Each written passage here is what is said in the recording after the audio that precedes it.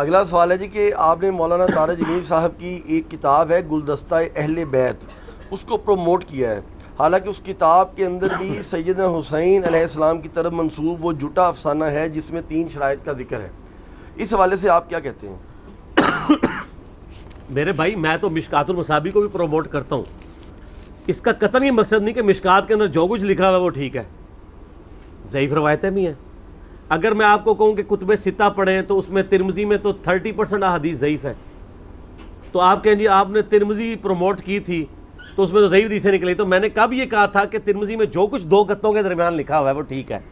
وہ سر ایک ہی کتاب ہے اللہ کی کہ جو 2 گتوں کے درمیان سب کچھ ٹھیک لکھا ہوا ہے۔ باقی اپنی تھیم کے اعتبار سے وہ ایک اچھی ایفرٹ ہے گلدستہ اہل بیت، اور اگر اس میں کوئی بات ایسی لکھی ہے جو تحقیق کے برخلاف ہے تو وہ ہائی لائٹ کرنی چاہیے، وہ مطلب چیزیں نکال دی جائیں گی۔ اور یہ چیز مجھے پہلے اس سوال سے پہلے بھی پوائنٹ آؤٹ کی، کچھ لوگوں نے ای میلز مجھے بھیجی، میں نے مولانا طارق جمیل حافظہ اللہ تعالیٰ کو آج سے تقریباً 3-4 دن پہلے عصر کے وقت میں نے فون کیا، تو مجھے بتا رہے تھے میں اس وقت علاج کے لیے لاہور آیا ہوں، تو میں نے کہا سر مجھے ضروری بات کرنی ہے۔ میں نے ان کو بتایا کہ اس طرح اس کتاب میں یہ چیزیں لکھی، تو انہوں نے تسلی سے سنا، تو ان کا بیٹا وہ اب 2nd پرنٹنگ میں ہے، تو ابھی پرنٹنگ نہیں ہوئی ہے، ہم نکال دیں گے اس میں سے، آپ بتا دیں۔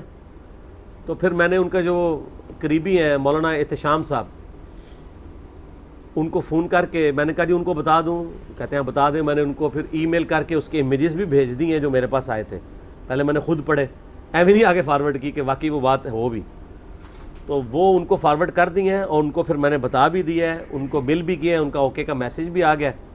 میں نے ان کو یہ نہیں کہا آپ نکال لیں، ہم کون ہوتے ہیں کسی کو پابند کرنے کے، میں نے کہا جی اس کو آپ دیکھ لیں، ہماری تحقیق کے مطابق یہ اس طرح نہیں ہے۔ پھر میں نے طارق جمیل صاحب سے فون پہ بات کی کہ حضرت حسین علیہ السلام کی 3 شرائطوں والی تو بات ہی غلط ہے، یہ تو وہ سٹوری ہے جو فٹن بیٹھتی نہیں ہے۔ تو میں نے کہا میرا اس پہ کلپ ہے، تو مجھے کہنے لگے میں نے وہ سارا کلپ دیکھا ہے، تو میں نے کہا پھر آپ کو تو پتہ ہے کہ یہ غلط ہے، تو کہتے ہیں ٹھیک ہے نکال دیتے ہیں، تو یہ انہوں نے کمٹ کیا ہے۔ دوسرا یہ کہنا ہے کہ جی وہ طارق جمیل صاحب نے کتاب میں کوئی لکھ دیا ہے تو وہ اب کوئی حرف آخر ہو گیا ہے، حرف آخر صرف اللہ کی کتاب ہے۔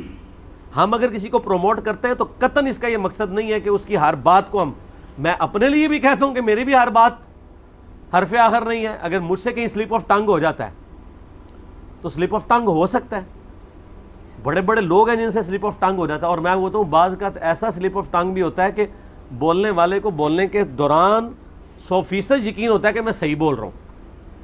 مثلا یہ پچھلے دنوں میرا ایک کلپ ریکارڈ ہوا تھا، جیسے عوام ویسے حکمران،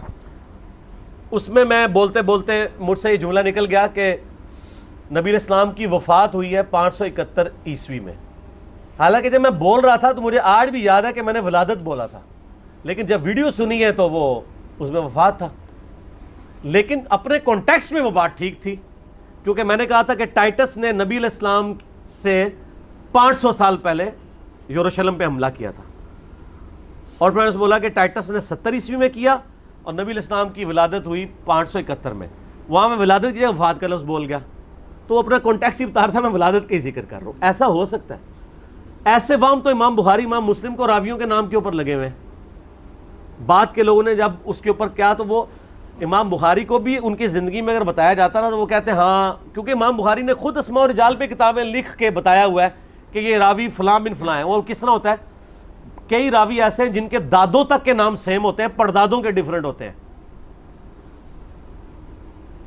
لیکن کبھی لکھتے ہوئے کوئی غلط ہو جائے، اب وہی بندہ اپنی دوسری تاریخ کبیر میں لکھ رہا ہو کہ یہ راوی فلاں ہے اور بخاری میں وہ دوسرے کو مینشن کر دے، تو اس کو آپ ایک کاتب کی غلطی کہہ سکتے ہیں، ہیومن ایرر۔ ہاں ہیومن ایرر ہے، یہ ایرر کسی سے بھی ہو سکتا ہے یار۔ بخاری مسلم میں حدیث ہے کہ نبی علیہ السلام کئی بار نماز میں بھولے ہیں تو سجدہ صاحب کیا، آپ کو یہ کہے گا کہ بھی نبی علیہ السلام کی توجہ نہیں تھی نماز میں، آپ میرے لیے اپنے لیے تو کہہ سکتے ہیں، لیکن ہیومن ایرر ہو سکتا ہے، بعض اوقات انسان سے کوئی چیز اوور لک ہو سکتی ہے، تو یہ کوئی ایسی چیز نہیں ہوتی ہے۔ ہاں بتانے کے باوجود کوئی ڈٹا رہے اور کہ نہیں میں نے جو فرما دیا یہی حق ہے، ایسا نہیں ہے۔ اور ہیومن ایرر ہونا ضروری ہے، ہوگا تو آپ کو پتہ چلے گا کہ پرفیکٹ اللہ ہے، انسان تو پرفیکٹ ہو ہی نہیں سکتا، مخلوق کا مخلوق ہونا ہی امپرفیکشن ہے، پرفیکٹ خالق ہی ہو سکتا ہے، مخلوق تو ہے امپرفیکٹ ہے، کیونکہ مخلوق کے ساتھ موت جڑی ہوئی ہے. مخلوق کی زندگی مستعار ہے, اللہ کی زندگی اپنی ہے, هو الحی القیوم. ہم زندہ ہیں اس کی وجہ سے. جب ہماری ہر چیز ہی ادھار کی ہے تو ادھاری تو خود ادھار ہونا ہی سب سے بڑی کمزوری ہے. ہم اس کی وجہ سے ہیں. اور آج فیصلہ کر دے تو کل من علیہا فان, تو پیچھے صرف رب. ٹھیک ہے, اس طرح کی جو چیزیں ہیں. تو باقی اس میں یہ بھی بتایا تھا کہ مولانا طارق جمیل صاحب کو کسی نے یہ بتایا کہ نبی الاسلام خواب میں آئے ہیں اور انہوں نے اس کتاب کو پسند فرمایا. اس کا قطعاً یہ مقصد نہیں ہے کہ نبی الاسلام نے کوئی چیز پسند فرمائی ہے تو اس کا یہ مطلب ہے کہ 100% اس میں سب کچھ ٹھیک لکھا ہوا ہے. کسی کو پسند نہ پسندیدگی کا معاملہ 100% نہیں ہوتا. اگر آپ کو کوئی بندہ پسند ہے تو کیا آپ اس کی 100% عادتوں کو پسند کر رہے ہوتے ہیں؟ نہیں. چاند ایک باتیں آپ کو اچھی لگ رہی ہوتی ہیں. یعنی میں اگر بار بار تبلیغی جماعت کو کہتا ہوں مجھے بڑی محبت ہے, اس کا کیا مطلب ہے کہ مجھے تبلیغی جماعت جو فضائل اعمال پڑھتی ہے میرے پیٹ میں تو درد اٹھتا ہے کہ یار قرآن کیوں نہیں پڑھتے؟